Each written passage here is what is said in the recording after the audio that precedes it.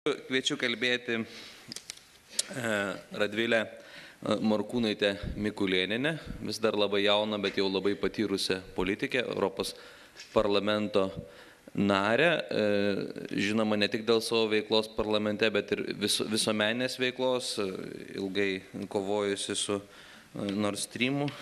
Baltijos jūroje jinai turi ne tik destruktyvių, bet ir gražių pozityvių iniciatyvų ir viena naujausių jos yra kartu su Bernardinais išleista vaizdo pasakojimų rinktinė Laisvės kovos atminti, skirta taip pat ir mokykloms ir, kaip suprantu, apie ją Radvilė papasakos. Tai prašom. Ačiū, gerą dieną visiems.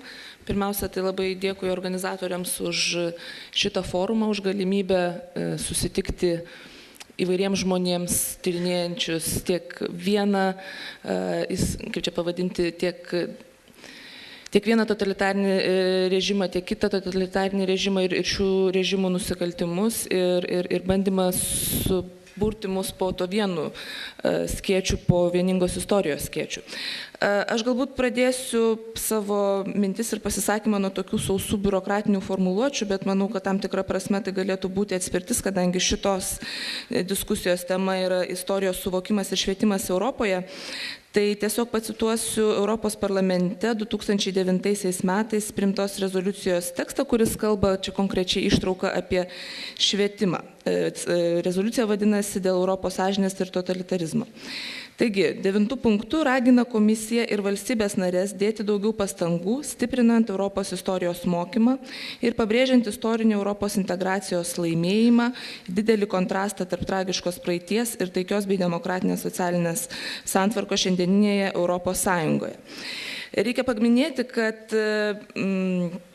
skirtingų politinių grupių rezoliucijos projektai buvo kiek skirtingi ir Europos liaudės partijos projekte, tai yra konservatorių krikščionių demokratų frakcijos projekte, buvo sakinys kur kas konkretesnis, kaip kad mano, kad reikėtų pataisyti, papildyti ir atnaujinti Europos istorijos vadovėlius, siekiant visus moksleivius supažindinti su katastrofiškomis totalitarinių diktatūrų padariniais. Tačiau galutinėme variante liko kiek švelnesnis tekstas, tačiau nepaisant to esmė, kuri kalba apie bendro švietimo būtinybę, istorinė tematika, jinai yra išlikusi. Toliau kitas dokumentas ES teisingumo ir vidaus reikalų tarybos 2011 m. birželio išvados, kur pažymima, kad pirmutinė atsakomybė už atminimą ir sklaidą tenka valstybėms narėms, tačiau ES turi prisidėti. Taip pat išvados teigia, kad Europos taryba ragina valstybės narės ir komisiją imtis iniciatyvos arba remti iniciatyvas, kuriomis siekiama informuoti ir šviesti visuomenę apie Europos totalitarizmo praeitį, taip pat vykdyti mokslinių tyrimų projektus, įskaitant tarptautinio pobūdžio projektus. Taip pat palankiai vertina komisijos ketinimus panaudoti ES finansinės ir kitas programas, kaip nurodyta ataskaitoje, kad padėtų suinteresuotoms šalims remti ir skatinti tokias iniciatyvas. Ten taip pat dar yra išskiriamas būtinybės pritaikyti ES programas, skirti atitinkamą finansavimą istoriniam programom ir kad būtų skiriamas dėmesys mažoms organizacijoms ir mokykloms, kurios norėtų dalyvauti programose, būtent kurios būtų skirtos istorinės atminties puoselėjimui. Ir ko gero dabar reiktų aptarti, kaip tas iš tikrųjų realiame gyvenime atsispindi ir kodėl galbūt kai kurie galėtų pasakyti, kad tik tais praėjus štai kiek laiko nuo to, kada griuvo geležinė uždanga, kada griuvo Sovietų sąjunga ir kuomet galėjome garsiai pradėti kalbėti apie savo patirtį, tik tais po gero 20-mečio, sakykime, taip atsirado kažkokie tokie konkretesni dalykai parašyti juodu ant balto.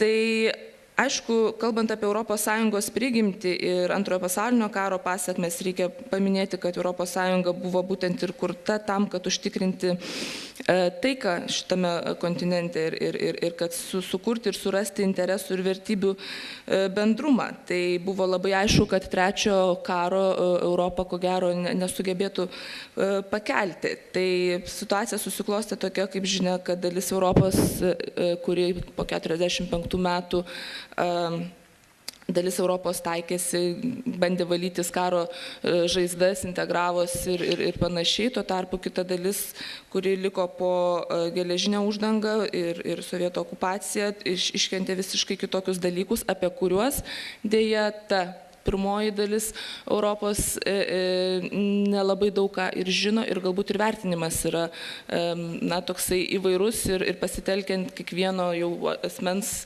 individualų suvokimą.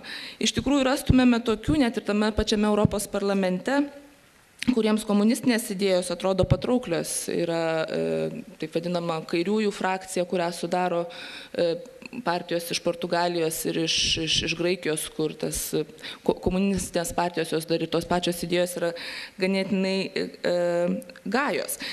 Ir grįžus po okupacijos mūsų šalims į Europos šalių šeimą, nepaisant to, kad Europos Sąjungoje jau esame nuo 2004, tačiau tam tikros takoskyros, tam tikri skirtumai ir galbūt vieni kitų nesupratimai, jie vis dar dėja yra ir jie išlieka. Aišku, tas takoskyros jos menksta, tos kažkokios skirtumų linijos jos kaip ir išsitrina, bet iš principo tas visas laikotarpis 50 metų okupacijos, jisai akivaizdžiai turi savo padarinių ne tik tai mums, kaip tom visuomenėm, kurios tą patyrė, bet ir tiems, kurie su mumis bendrauja ir galbūt ne visiškai, ne visada supranta mūsų nuogąstavimus, kuriuos mes keliame. Tai iš tikrųjų čia kaip pavyzdžius, ko gero būtų galima paminėti nesenus įvykius dėl to paties Golovatovo paleidimo, tai jau kalbant apie visiškai neseną istoriją, 20 metų istoriją, kada irgi nėra supratimo arba, aišku, veikia galbūt ir kiti faktoriai. Kitas dalykas, kalbant apie kiekvienos dienos sprendimus, ar tai kalbėtumėm apie energetikos politiką, ar apie rytų kaiminystės politiką ir požiūrį į tokias šalis kaip Pietų Kaukazo valstybės, ar Moldova, ar Ukraina, Baltarusija, tai vėlgi yra tam tikros klišės ir manimas apie tas valstybės susiformavęs būtent dėl per menko vieni kitų pažinimo. Netaip seniai prieš kokį gerą mėnesį Europos komisijoje, jūs ko gero girdėjote, atsirado plakatas, kuris simbolizavo, tarsi šūkis buvo Europa visiems. Plakatas atrodė taip, tai yra penkiakampė žvaigždė, kuri susidėjo iš galybės mažų simbolių. Daugiausia tai buvo religiniai simboliai, bet tame tarpe buvo ir kūjų supjautuvo. Tai šiuo atveju ir Lietuvos atstovybės dėka, ir sujudimu, su kai kurių kolegų pagalba iš Jungtinės karalystės, tas plakatas buvo visgi nukabintas. Komisija, aišku, sakė, kad jie nežinojo apie turinį, kad tai nėra jų iniciatyva. Iš tikrųjų, tai buvo tokia situacija, kad tai buvo finansuotas projektas tos pačios Europos komisijos, skirtas mokykloms, ir mokyklos, žodžiu, iš kelių ES valstybių susibūrė, žodžiu, jiems pasirodė, kad Europa visiems tai galėtų būti, žodžiu, pavidalas vizualinis galėtų būti toksai, kuris įtrauktų ir kūjį supjautuvą. Tai šitas dalykas tik tai dar sykį parodo ir pademonstruoja tam tikrą prasme tiems, kurie mes kalbame apie komunistinių režimų nusikaltimų įvertinimą, galbūt mums padeda ta prasme, kad tai yra akivaizdus įrodymas, kad nėra supratimo, nėra vienodo teisinio reguliavimo dėl simbolių naudojimų ir kad yra tai tik tais keliose ES valstybėse. Žinoma, aišku, pradžia turi prasidėti nuo nacionalinės politikos, bet mums labai yra svarbu, kad būtų tas supratimas ir ES lygių. Taip pat, ko gero, reiktų kalbėti apie naujas valstybės, kurios ketina įstoti į ES. Mes žinome, kad Kroatija jau prisijungs, oficialiai jau prisijungs Liepos 1, 2013, Lietuva turės garbę pirmininkauti jau 28, net 27 ES valstybėm, bet tarkim, kalbant apie tokias šalis kaip Serbija, kurios irgi taip pat yra kandidatės tapti ES valstybėmis, narėmis reiktų pasiūsti tą stiprų signalą, tarkim, kalbant apie archyvus ir apie tą patį bendrą požiūrį iš ES. Ir šiuo atveju, kad neturėtų likti nei vienai šaliai kandidatei abejonių, jog ES šalis turėtų atverti ir išviešinti savo komunistinius nusikaltimus, padaryti juos prieinamus visiems besidomintiems ir tas yra būtina, kuomet mes kartais girdime Serbijos vadovybės bandymus paneigti genocidą. Tai vėlgi, kalbant ne vien tik tai jau apie esamą mūsų Europos šalių šeimą, bet ir jeigu būtų taip, kad ta šeima plėstųsi, kad naujiesiems nariams būtų aišku, kaip ES žiūri į istoriją ir į istorinės atminties puoselėjimą.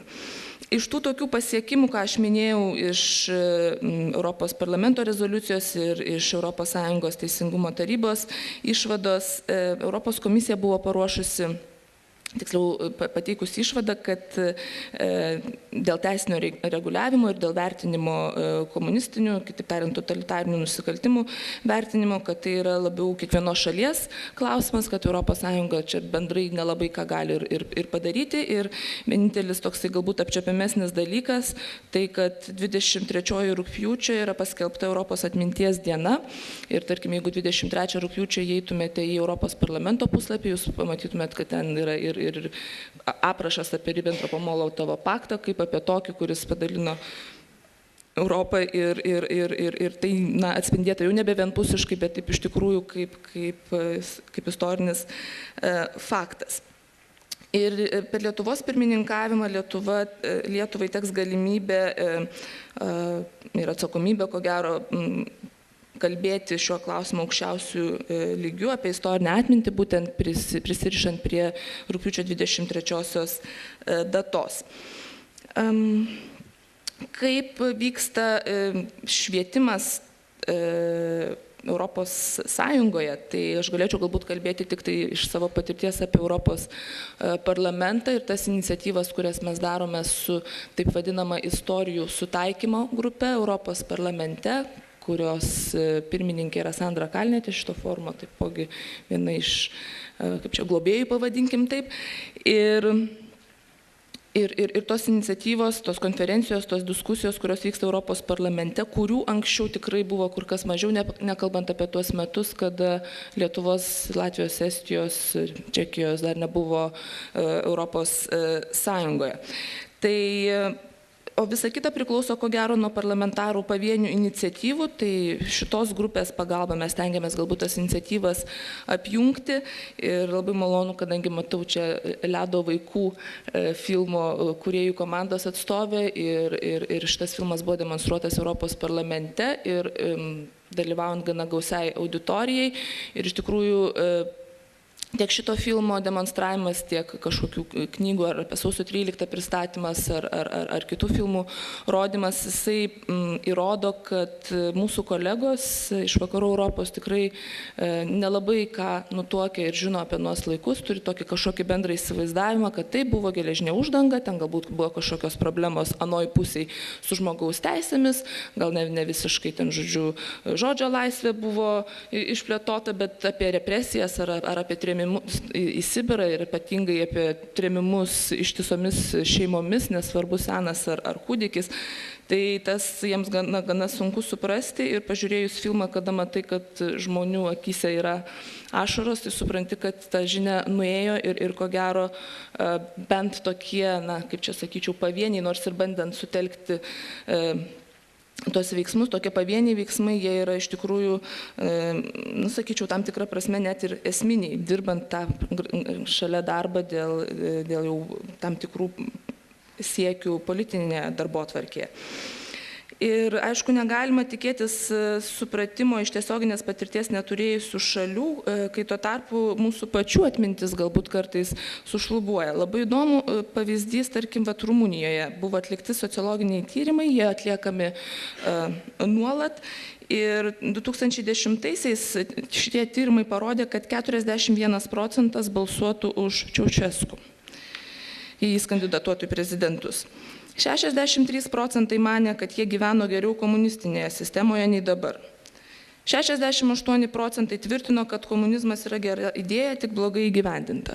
Tai vat su tokiais skaičiais galima iš tikrųjų suprasti, kad mes ir dar savyje turime tam tikrų neatsakytų klausimų arba suformuotų nuomonių, kurios yra formuojamos, nežinau, galbūt ir tam tikrų interesų grupių arba nežinau, trūkstant tam tikrų istorinių faktų, nepateikiant ar kažką nutylint. Tai mano galva labai svarbu, kad tokie tyrimai vyktų visoje ES, galbūt netgi ir bendrai organizuoti. Ir iš tikrųjų šio klausimu kreipiausi į Europos komisiją, ragindama atlikti Eurobarometro, kaip žinia, Europinės tokios agentūros tyrimus, kad matytumėme realų vaizdą visoje ES, ką mes vieni apie kitus žinome ir kaip mes suvokiame vienus ar kitus dalykus.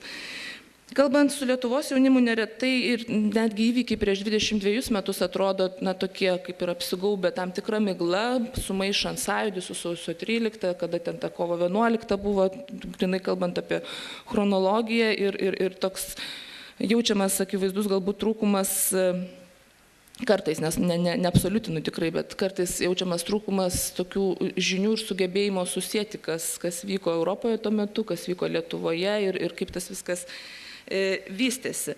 Ir aišku, kad tos žinios, kurios galbūt nuogirdų pagalba sukauptos ir iš televizijos ar kažkokių kitokių šaltinių, jos nėra labai, kaip čia pavadinti, aiškiai suprantamos ir susidurime su tokia situacija, kada tas žinomumas yra galbūt kartais gana menkas. Tai viena vertus apie tos mūsų nesenus istorinius patyrimus, kita vertus apie patyrimus, kurie vyko Antrojo pasaulinio karo akivaizdoj. Kalbant apie holokaustą, Lietuvoje tenka iššūkis iš naujo gilintis į istoriją, susipažinti su istorija, nes sovietmečiu tai buvo viena iš tabų tema, ko gero mano kartos žmonės mažai ką girdėjo iš savo tėvų ir senelių apie tą patį holokaustą ir ko gero svarbu šitoje vietoje suvokti istorinę patirtį ir tai, kas vyko Antrojo pasaulinio karo metu kaip bendrą patyrimą. Kiekvienas kentėjimas, ko gero, jis yra unikalus ir priešinti čia istorinės patirtis neturėtų, mano galva, neturėtų būti galima ir kaip tik surasti, kaip čia pasakyti, tą bendrą žinojimą, supratimą, išsiaiškinimą faktų tam, kad būtų galima kažkaip šviesesnę galvą, sakyčiau, eiti į priekį ir tuos ryšius stiprinti. Kalbant apie Lietuvoje vykstančias iniciatyvas ir tai, kaip mes, kadangi aš minėjau, ne vien tik tai svarbu šviesti savo kolegas ES, bet ir patiems neblogai galbūt išmanyti.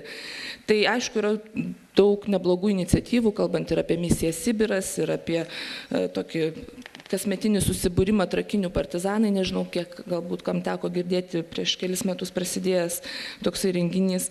Tai čia patys jauni žmonės organizuoja ir galbūt kaip jiems pavyksta, kaip jie perteikia tą savo supratimą apie istorinius patyrimus. Aš manau, kad tai yra labai sveikintinas dalykas, kadangi su visa pagarba vyresniems žmonėms mes tikrai daug stengiamės bendradarbiauti ir įsiklausyti į jų pasiūlymus ir ta jų patirtis yra neįkainojama, bet aš galvoju, kad patys jauni žmonės turi taip pat surasti savo būdus, kaip minėti svarbes Lietuvai datas, kaip jie per save perleidę supranta, kas tai yra istorinė patirtis. Taip pat labai daug kas, aišku, vyksta privačiomis iniciatyvomis. Čia reiktų paminėti ir tremties muziejus, kurių statusas vis dar taip ir nėra apibrėžtas, yra pateiktas pasiūlymas šitam Seimui, panašu, kad jau taip Seimas šitas savo darbą baigė, bet galbūt kitam pavyks Seimui priimti įstatymų pakeitimą, kur būtų apibrėžtas tokių savo iniciatyvai įkurtų muziejų statusas. Tuomet, aišku, tikrai pastaraisiais metais mano galva yra suaktyvėjusi veikla ir iš, aišku, genocido centro, tai yra edukacinėmis programomis, tie visi konkursai, kurie vyksta jauniems žmonėms, kurie turi galimybę dalyvauti įvairiose stovyklose.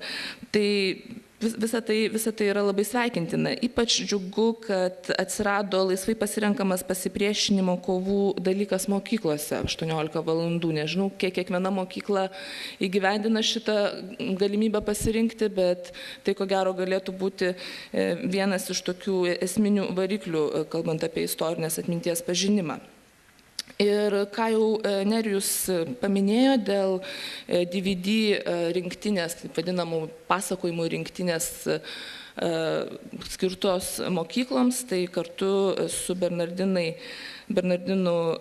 kūrybinė grupe yra išleistas DVD formatu pasakojimų rinkinys, kur yra surinkti interviu iš to meto pasipriešinimo dalyvių, iš galbūt dabartinių veikėjų visuomeninėme gyvenime, ar tai būtų menininkai, ar dainininkai, ar žmonės, kuriems vienaip ar kitaip yra svarbi istorija. Tai jeigu kam nors iš šitos auditorijos būtų įdomu, galima kreiptis į mano biurą ir tų DVD gauti, kur būtų galima panaudoti. Jie, aišku, labiausiai orientuoti yra į mokyklas, būtent kaip medžiaga toms papildomoms 18 valandų, bet iš esmės turbūt galima naudoti ir plačiau. Ir tada nuo lietuviškų mokyklų perinant prie europinių mokyklų, vėl čia bus šioje diskusijoje dar ponia Jokė Vandeliov, ko gero, pristatys iniciatyvas europinių lygmenių apie mokyklas, bet bėda yra ta, kad iš tikrųjų mes kiekvienas mokomės savo istoriją, kas aišku labai yra svarbu. Tuo tarpu, kalbant apie Italiją, akcentas dedamas ant fašizmo, Ispanijoje ant Franko režimo, Vokietijoje Hitlerio režimas. Tuo tarpu šaltasis karas ir šaltojo karo istorija galbūt labiau vertinama per tarptautinių santykių prizmę, kaip ten viskas rutuliojasi santykiai JAV ir Rusijos santykiai, branduolinio karo grėsmė ir panašus dalykai, bet visiškai nekalbant apie tai, kas vyko toje pačioje Sovietų Sąjungoje giliau ir žodžiu, kas nebuvo taip galbūt matoma vien tik tai šaltojo karo, žodžiu, toje plotmėje ir nujaučiant kažkokius karinius konfliktus, bet iš esmės kas dėjosi su tais žmonėmis, kurie gyveno po geležinę uždangą. Tai tiek būtų ko gero mano kalbėjimo ir aišku viena, kad tas darbas kalbėti apie istorinę atmintį, stengtis kaip įmanoma labiau telkti ir galbūt vienyti iniciatyvas, kurios dirba su istorinės atminties saugojimu, yra labai būtinas tiek Lietuvoje arba bet kurioje kitoje ES ar ne tik ES valstybėje, bet ir aišku, ES lygių. Čia reiktų pasidžiaugti, kad Europos komisijos yra programa, taip vadinama, Europa piliečiams, kuri kiekvienais metais paremia nemažą kiekį įvairių projektų. Tas pats filmas Ledo vaikai buvo dalinai finansuojamas šitos programos ir aš labai tikiuosi, kad kitai finansiniai perspektyvai ES, kuomet 14-20 metais bus skiriami pinigai bendrai įvairioms sritims ES veiklai, kad šita programa panašu, kad taip pat turėtų biudžetas augti ir turėtų supaprastėti paraiškų teikimas mažesnėms organizacijoms, taip kad yra tų įrankių dar ne tiek daug galbūt, bet žingsnis po žingsnio iš tikrųjų mes judam į priekį. Tai ačiū už jūsų dėmesį ir tikiuosi bus galima diskutuoti.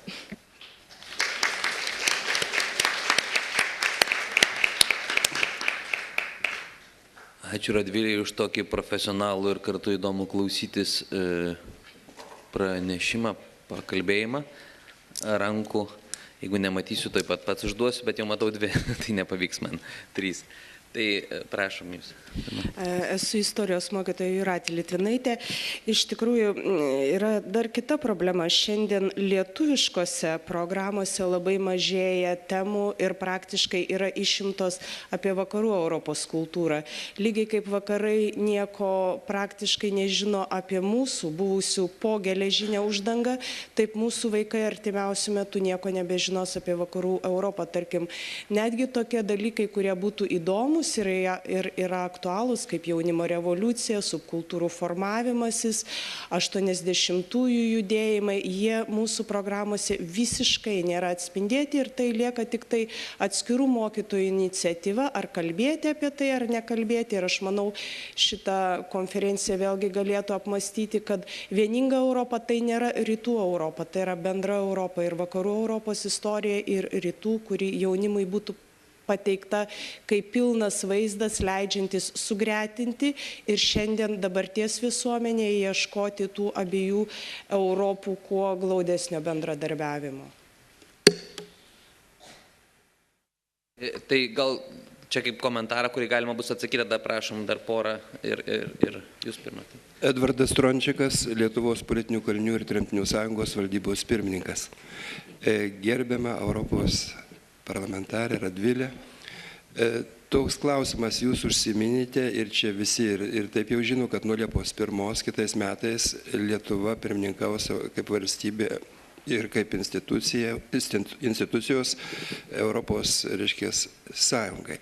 Tai dabar šitą tematiką, totalitariniai nusikaltimai, ne tik Lietuvos, bet ir tiksliau Lietuvai ir kitom, Lietuva aišku daugiausiai nukentėjo, ir tremtys ir gulagai.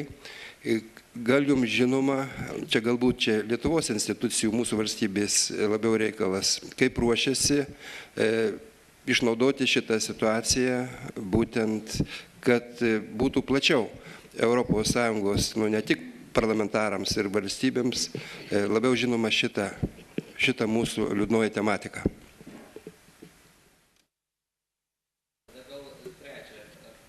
Trečią klausimą, tada prašysime visus pakomentuoti. Jonas Česnavičius. Man įdomu, nuolatos linksniuojamas Ribbentropo-Molotovo paktas. 5 metai okupacijos, bet visiškai neanalizuojama, galima sakyti, Roosevelto Stalino susitarimų, kodėl Europa buvo atiduota Sovietų sąjungai. Tai 50 metų okupacijos. Toks klausimas. Dar yra vienas klausimas. Prašom, ponas Algirdas Algirdai. Andriukaitis, signataras. Aš klausimą prelegentei. 98 metais Lietuvos Respublikos Seimas priėmė įstatymą, kad NKVD, MGB, KGB yra nusikalstama organizacija. Visuotinai žinoma, kad Rusijos FSB yra Rusijos KGB perėmėje teisių, ką įrodo ir Londono nusikaltimas Litvinenkos atžvilgio. Ir štai Lietuvos generalinė prokuratūra pasikviečia 2010 metais į savo rūmus 3 FSB darbuotojus: Savickį, Rusijos tardymo valdybos viršininką, Šatalovą ir Fisiukovą Kusaitės byloje. Ir Kusaitės byloje 5 tomai pateikti medžiagos kaltinimo Rusijos FSB paruošta. Ar tai yra patikimi dalykai? Kaip jūs vertintumėte ir šitą faktą Lietuvos ir ką jūs siūlytumėte? Ačiū. Ačiū, labai daug jau buvo klausimų iš įvairių sričių, tai manau, tuo ir apsiribosim, prašysim pakomentuoti, gerbiama Radvilė. Tai aš pasistengsiu trumpai, tai eiliškumo tvarka. Labai ačiū gerbiamai mokytojai už jos klausimą, tiksliau pastebėjimą. Jūs ko gero galbūt galėtumėt pasakyti, kodėl tos programos yra apkarpamos arba išimama, kitaip tariant, iš mokymo programos. Manyčiau, tiesiog sveiko proto ir nuovokos stoka. Ir mes bandome be abejo mokytojų bendruomenę su tuo kovoti, bet vis dėlto trūksta tokių galbūt, nežinau, ar tai tiktų sakyti politinių sprendimų, bet manau, kad to pagrindinio principo, jog visa istorija vakarų ir rytų Europos istorija būtų priimta, tarkim, kaip lyginimo metodo, o ne primesta atskirai, kad jūs štai dalį išmoksit mūsų istorijos, mes išmoksim jūsų, bet kad būtų sukurta vientisa istorija, reikia sutelkti pajėgas, mokytojai patys to padaryti nepajėgia, jiems reikia organizuoti bendradarbiavimą, nes pavienės iniciatyvos jos patiria per daug sunkumų, kad būtų sėkmingos. Be abejo, tai yra įmanoma, bet sutelkus jėgas tai būtų paprasčiau ir realiau, kad tai nutiks. Tai aš visiškai sutinku ir ko gero vėliau ponė iš Olandijos turės galimybę pristatant tos europinės iniciatyvas dalinai atsakyti jūsų komentarą, bet aš visiškai sutinku, todėl kad aš turiu prisipažinti, kad man tos pačios Belgijos arba ten kokios Portugalijos istorija yra, taip pat kažkaip aplinkui. Tuo lab, žinant, kad tos šalis turėjo kolonijas ir ta visa kolonijinė politika, kaip tas atsiliepia šiandienos santykiuose, tarkim, galima būtų nustebti, kad iš Portugalijos yra ganėtinai didelis srautas šito sunkmečio metu į Angolą ir galvoti, tai kodėl dabar čia į tą Angolą. Tai viskas labai yra susiję, bet kai nežinai, tai tada ir klausimai iškyla ir kažkoks nesupratimas. Tai visiškai dėl to sutinku, kad turi būti tas vieningas požiūris. Dėl Lietuvos pirmininkavimo. Tai aišku, dabar turėsime naujus ministrus, įdomu, koks bus jų požiūris, nepaisant to, aišku, tie renginiai ir apmatai renginių, kurie yra jau suplanuoti, jie neturėtų kisti, kadangi tai yra vis tiek bendras kaip Lietuvos interesas ir tai buvo sutarta, kad nebus ryšium su pasikeitimu valdžios, kad nebus kažkokių ypatingų pasikeitimų ir toje programoje. Tai kaip aš ir minėjau, Lietuva, jeigu neklystų, 23 rugpjūčio, ar tai aplink tą datą organizuoja forumą ES lygių, galbūt čia būtų toks jau politinis lygmuo, kiek tas bus orientuota, žodžiu, į plačiąją visuomenę, tai vėlgi matyt, kalbėti reikia apie komunikaciją, bet tie renginiai yra suplanuoti, tai nuo kiekvieno parlamentaro taip pat priklauso, ką jisai padarys tuo metu Europos parlamente, kurią sritį Lietuvai svarbią pristatys. Tai aš manau, kad tas istorinis teisingumas, istorinė atmintis, kitaip tariant, jinai yra ir žodžiu, kad jinai yra mūsų toje darbotvarkėje. Dėl Roosevelto ir Stalino susitarimo čia yra toks jautresnis, ko gero, klausimas ir kalbant apie tai, kad visgi dėja ir čia vėlgi dėl, nežinau, galima galbūt sakyti vien tik tai taip naiviai, kad štai nežino žmonės istorijos, nežino, kas dėjosi už tos geležinės uždangos, bet vis tiek 45 metai ir Sovietų Sąjungoje jie matomi kaip išvaduotojai, kaip karo laimėtojai, kuris neva, taip daliai Europos atnešė taiką, bet ką atnešė kitai daliai Europos mes puikiai žinom. Ir tą požiūrį yra labai sunku pakeisti. Aš tuoj pailiustruosiu, iš dalies atsakant ir į pono Algirdo klausimą dėl FSB ir dėl tų žmonių, kurie dirbo anuo metu struktūrose ir kurie dirba struktūrose šiuo metu. Tai, tarkim, buvo toks atvejis Europos parlamente, kad Europos parlamentas turi tvirtinti sudėti Europos audito rūmų, yra tokia institucija ir kiekviena šalis nominuoja ten savo vieną atstovą. Tai iš Vengrijos buvo žodžiu, žmogus pasiūlytas, kuris dirbo atitinkamose jėgos struktūrose savo laiku, žodžiu, sovietiniais metais Vengrijoje ir jo kandidatūra buvo svarstama Europos parlamente. Tai mūsų politinėje grupėje buvo keliamas toks klausimas, tai ar toksai žmogus, kuris turėjo reikalų su struktūromis nieko bendro neturinčiomis ES vertybėmis, ar jisai galėtų užimti tokią poziciją. Ir žinokit, buvo tokio, kaip čia, banga, kaip čia pasakyti, nesupratimo, sakymo, kad tai tas asmuo yra labai kompetitingas, jisai labai lengvai bendraujantis, turintis visas, žodžiu, tas kompetencijas užimti tą postą ir jisai visgi buvo patvirtintas, aišku, ne tokia didelė balsų dauguma kaip kiti kandidatai, bet iš esmės vėlgi tas nenorėjimas, ko gero, suprasti arba visiškas neįsijautimas, jisai atsispindi tokiuose sprendimuose, kur žmonėms, kur yra įrodyta, kad jie turėjo reikalų su jėgos struktūromis Sovietų Sąjungos jėgos struktūromis, kad jie kaip ir nekliudomai gali toliau, žodžiu, darbuotis. Galbūt taip, galbūt žmogus kompetitingas, galbūt viskas dabar jau yra gerai, bet tie žmonės, jeigu tai mes kalbėtumėme apie žmonės turėjusius reikalų su Gestapu, tai tiesiog nebūtų, tiesiog niekas nekalba apie tokius žmonės. Tai iš dalies toksai atsakymas, kur taip. Atsakykit aiškiai, šviesiai. Aš pasakysiu dėl Europos Sąjungos, dėl Europos parlamento, aš pasakysiu dėl požiūrio.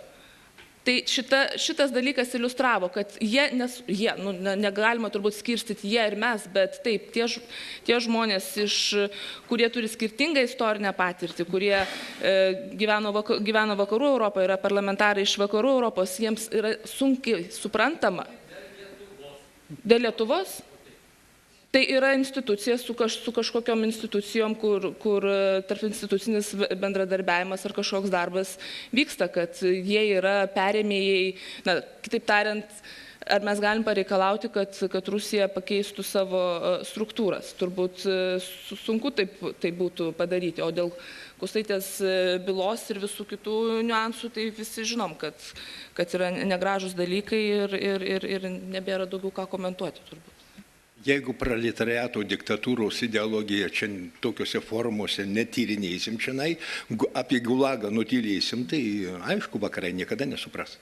Na, jeigu kalbėsim, irgi turbūt daug nesužinosi. Čia, jeigu būčiau turėjęs laiko paklausyti, būčiau paklausęs, kokiais būdais geriausia būtų pasiekti tos žmonės, kokie būdai jiems primtiniausi, ar apie aukas kalbėti, ar vaizdus rodyti, ar apie nusikaltimus, ar asmeniniai pokalbiai, ir filmai, ir knygos, kokie būdai, kur geriausiai pasiekia, bet gal iš tikrųjų mes čia dabar nieko nepasieksim, o tarpusavį dar turim net 1,5 valandos kalbėtis ir pasiklausyti. Atsiprašau, aš turėčiau konkretų prašymą. Irena Tumavičiūtė, šiuo atveju norėčiau kalbėti kaip gidė. Gal ponia Morkūnaitė arba, nežinau, jūsų kažkokios tai institucijos galėtų prisidėti prie šmeižimų mažinimų vakarų spaudoj. Paimkim didžiausias kelionių vadovas, seniausias Europoje žinomiausias Bedekeris, pavyzdžiui, kaip telšius pristato.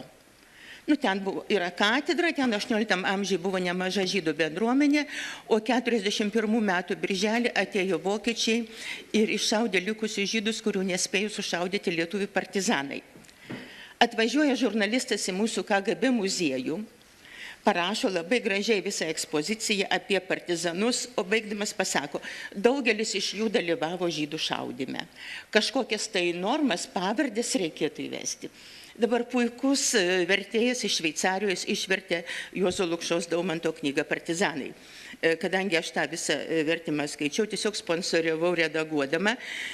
Labai gražu, Europoje jis nuvažiuoja į Vokietiją, Šveicariją, būna pristatymai, bet kas parašyta viršelyje?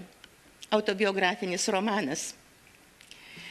Ir nublanksta visa mūsų partizaninė kova.